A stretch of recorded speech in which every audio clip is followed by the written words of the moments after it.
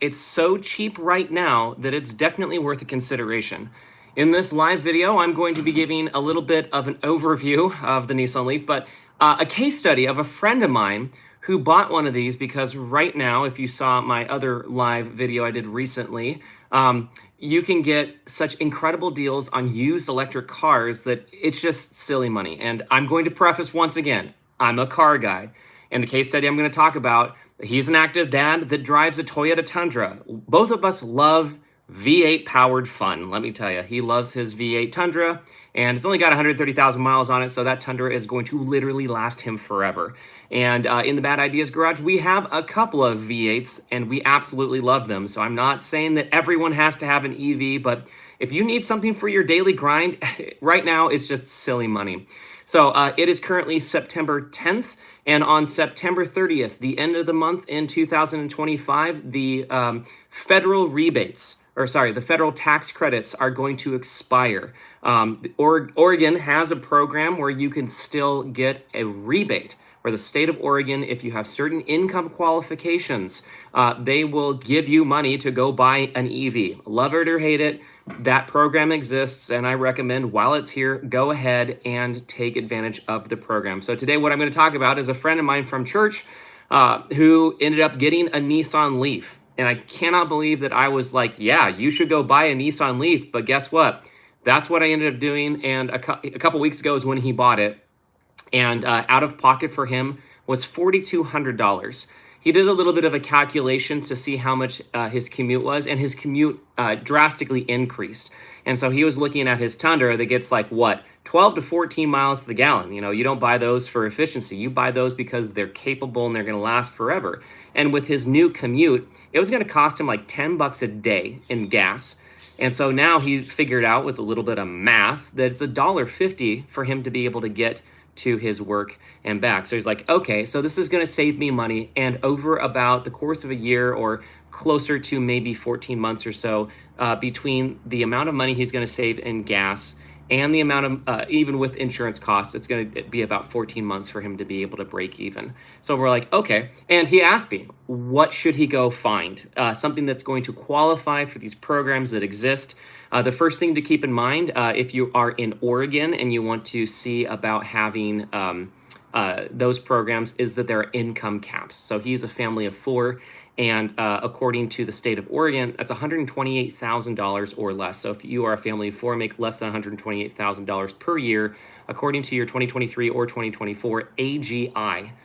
So that you should talk with your CPA about that. If you don't know what that is, then you qualify for these programs. The state of Oregon will literally give you $5,000 for a used EV or $7,500 for a new EV, which again, these programs exist. Love them or hate them, the programs exist. So we saw that, okay, we need to be able to figure out a car that qualifies for both that and also for the federal program. So a thing to keep in mind is that it has to be sold from a dealer. If you find a car that's not being sold from a dealer, you can use this program called Key Savvy, then you will qualify for that. Of course, if no one's ever heard of Key Savvy before and you ask a private party, hey, let's go do Key Savvy, that could be a little sus. However, he found one at a dealer that was about an hour away. He actually found two of them. I have been searching for them as well leading up to the September 8th. There was an EV incentive that has nothing to do with used EVs that just expired on September 8th. But trying to find one is actually really difficult in the state of Oregon right now. A lot of dealers have jacked up the prices, supply and demand. It makes sense to be able to do that. However, he had two different choices. Both of them were 2018. There's the Nissan Leaf S and the Nissan Leaf SL, which is the mid tier, I think, or the highest tier. Between both of these, both of them were like $12,000, $13,000. And what happened was, because those cars also qualified for the federal tax credit and vehicles that qualify for federal tax credits, a lot of dealerships, because the program's been around for a while now, will take that tax credit and they'll take it immediately off the sales price, which dealers like. It's because you are making the consumer feel like they're getting a deal. The dealers are able to file for that tax credit. They get the money back. No harm, no foul. It's kind of a win-win for everyone. Not all dealers are participating in the Oregon program, the Charge Ahead program, it's called. And so what you can do is you can go to the state of Oregon on their website. You can go and qualify, and you can bring your pre-qualification letter to a dealer. Not all dealers are participating, but there's a chance that you could have that money also taken care of at the point of purchase. So my friend, he did not have the chance to be able to get the state of Oregon incentives taken off at the point of purchase, but he did get at the federal level, it's $4,000 off. His car was $12,000, so he paid $8,000 in cash, and then he's going to get $5,000 back from the state of Oregon. So you file through the state of Oregon, and he's just waiting for that check to get there. It's been acknowledged, it's been accepted, all that fun stuff. So with a couple of fees that are involved in the whole situation and everything he needed to get a couple of accessories out the door, he's at $4,200, which the Nissan Leaf is awful. I'm just going to say that right now. I shouldn't say it's awful. It's fine. He got the second generation, which it's fine. His range is like 150 miles. He drives 26 miles a day. It's fine. Every once in a while, he drives from here in the Albany, Oregon area down to Eugene. It's fine. There's a couple of fast chargers if he really needs to. He installed his own charger at home, which you're allowed to do. It's fine. And all is said and done, it's just so weird that I recommended a Nissan Leaf to somebody that I care about as a car enthusiast. But right now, these programs exist. It's just so silly. So, hey, Bad Swaps, good to see you, man. Yeah, I know that you have some thoughts about EVs as well. And I'm sure that you're yelling over there from the town over about why I'm talking about recommending EVs. But I guess I just can't wrap my mind around how silly that these programs are. And I know that people feel some things, have thoughts about whether or not the government should be bribing people effectively to have electric vehicles. I guess my thought is it exists. And if you need something that's going to get you to work and something that's just going to work, that's it. Nissan is going to be boring, and you're going to press the button. It's going to do what you need to do. You plug it in at night. That's why it is. Other cars I did recommend, just for the record. I recommended looking at things like the Chevy Volt. So the first generation Chevy Volt is a great car. Those have held up really well over the years. And those are plug-in hybrids. So those have like a 38-ish mile range. Even with a little bit of degradation, he'd be able to get to work and back on EV only. But if you wanted to drive any farther, then that's when the gasoline engine comes on. But then you have more maintenance. That's one of the best things about EVs, and I've owned 2 of them, is there isn't really much to maintain. Like, there's just not a lot to maintain. Gosh, I drive the fake Mustang, the Mustang Mach-E, or whatever you want to call it. I call it the fake Mustang. And besides, it's a Ford, so insert your jokes about this right here. Besides some factory recalls that Ford has been very forthright about, some software updates, I haven't had to do anything. The front camera was covered under warranty because I bought it with a warranty on it. I had my old EV. I shot straight through a set of tires because I took it to autocross, which was a lot of fun. But it's just one of those things that's like, politics aside, as car enthusiasts, if you just need a car to be able to do the thing, and I know it's hard not to touch it. You're gonna want to customize it. You're gonna make it, and you do spend a lot of time in it. But he's got Bluetooth, and he can make a couple phone calls when he needs to, and just does it. One really nerdy thing, if you are this far in the video, a really nerdy thing is if you wanted to do self-driving. So that's one thing that with like a lot of electrification comes a lot more automation, not exclusively, but a lot of times you get that. Everything is electronic and blah, blah, blah.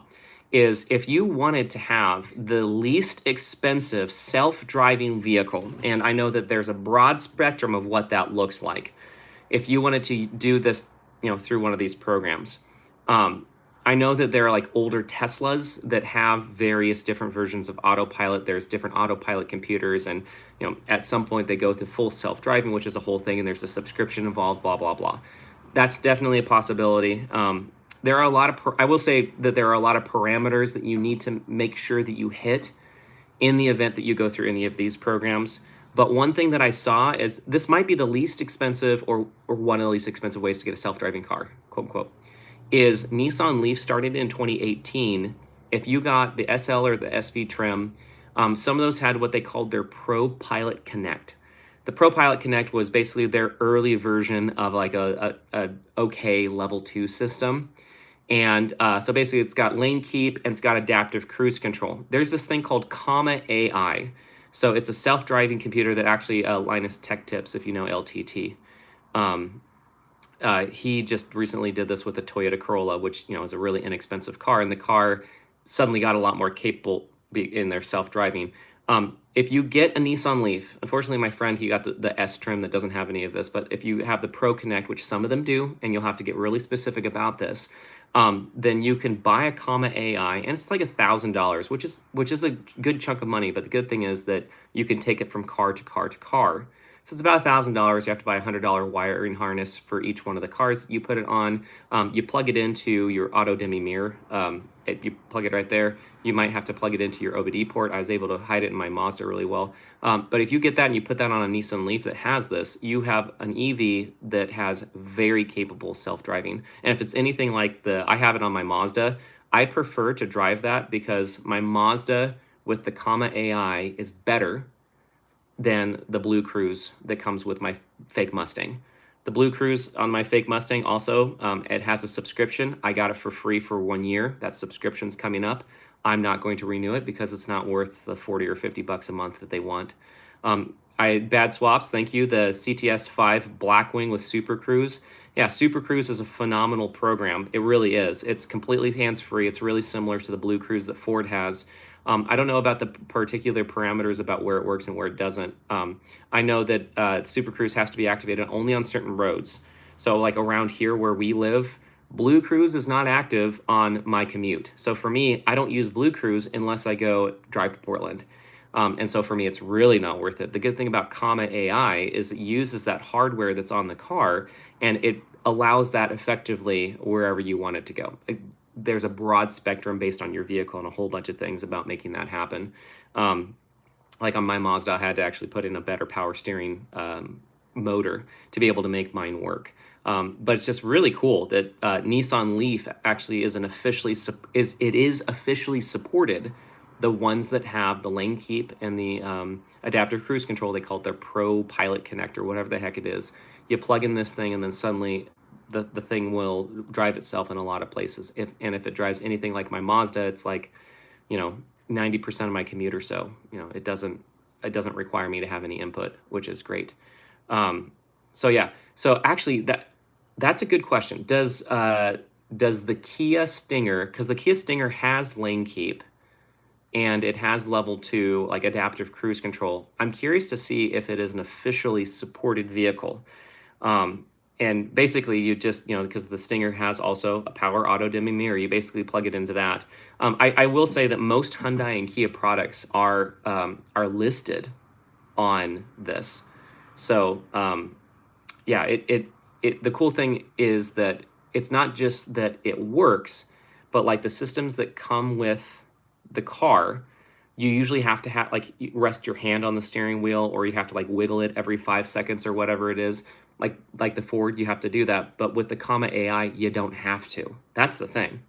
So I'm probably supposed to give some sort of disclaimer about paying attention on the road, and about making sure that you have checked all the laws in your local jurisdiction to see if these things are legal. I can tell you from a functionality point of view, the Comma AI is pretty phenomenal. And if you wanted to get into something that drives like a $50,000 car, you can buy a Nissan Leaf for $4,000 and to change and put one of these on it. So it's $5,000, and then suddenly you have a lot of capability. Stephen, good to see you. Thank you for coming and joining this thrilling discussion about what was about the Nissan Leaf, which is horrendously boring.